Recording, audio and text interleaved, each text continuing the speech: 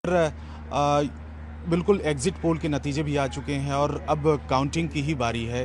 क्या असेसमेंट है आप लोगों का इस चुनाव को लेकर? हमको लगता है कि भाई जिस तरह बहुत इलेक्शन के बाद महाराष्ट्र में 65.39% वोटिंग हुआ है और लाडले बहना का जो इम्पैक्ट है वो भी मतलब ज़्यादा रहा है। और जब ज़्यादा वोटिंग होता है तो सत्ताधारी पार्टी को उसका फायदा होता है। सत्ताधारी पार्टी ने जो निर्णय लिए थे महाराष्ट्र में, नरेंद्र मोदी जी ने विकास के लिए जो काम किया था, और इसीलिए मुझे लगता है कि महायुति को क्लियर बहुमत मिलेगा। ऐसी रिपोर्ट भी मतलब एग्जिट पोल की है।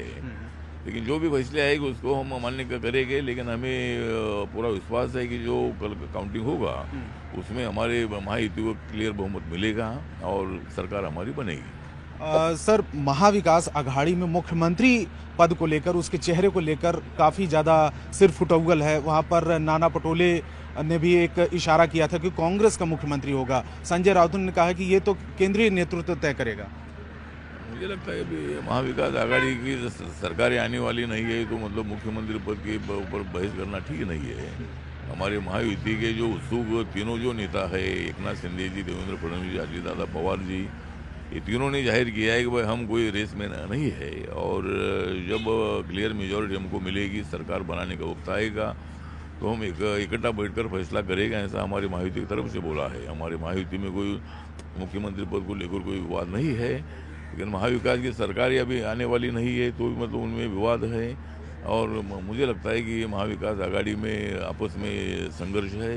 शिवसेना बड़ी पार्टी है कि कांग्रेस बड़ी पार्टी है, ये विवाद उनमें बहुत ज़्यादा है। और मुझे लगता है कि अभी उनकी सरकारें आने वाली नहीं है तो मुख्यमंत्री बनने का विषय आता नहीं है। नाना पटोले ने एक और भी बयान दिया है। उन्होंने कहा है कि शिंदे गुट बिल्कुल महाविकास अघाड़ी के संपर्क में है, यानी कि वो साथ में आ सकते हैं। मुझे लगता है वह नाना पटोले ने जो बोला है ये बिल्कुल सत्य नहीं है। और भारतीय जनता पार्टी ने, एनडीए ने, महायुति ने उनको मुख्यमंत्री पद 2.5 साल के लिए दिया था। और देवेंद्र फडणवीस जी मतलब मुख्यमंत्री रहने के बावजूद भी उन्होंने 4 कदम पीछे आने का निर्णय लिया था। तो एकनाथ शिंदे जी बिल्कुल मतलब महाविकास आघाड़ी के साथ नहीं जा सकते हैं। अगर एकनाथ शिंदे जाएंगे तो उद्धव ठाकरे जी इधर आएंगे, तो मुझे लगता है कि ऐसा कुछ होगा नहीं।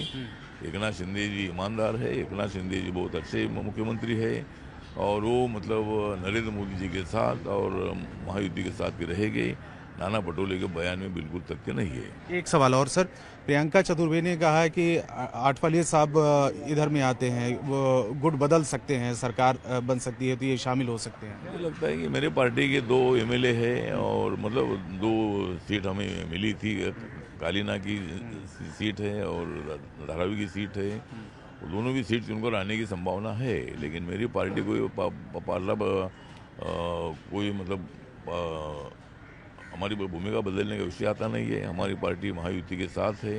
नरेंद्र मोदी जी के साथ मैं एनडीए में हूँ, मैं केंद्र सरकार में मंत्री हूँ, तो मुझे वहाँ जाने का फैसला विषय बिल्कुल आता नहीं है। तो प्रियंका चतुर्वेदी को मेरा कहना है कि आप उद्धव ठाकरे जी को समझाइए और कांग्रेस पार्टी उनको आगे नहीं आने देगी। शिवसेना खत्म करने का कांग्रेस पार्टी कर रही है, इसीलिए उद्धव ठाकरे जी ने ही हमारी तरफ आना चाहिए। ये प्रियंका चतुर्वेदी जी ने उद्धव ठाकरे जी को समझाना चाहिए।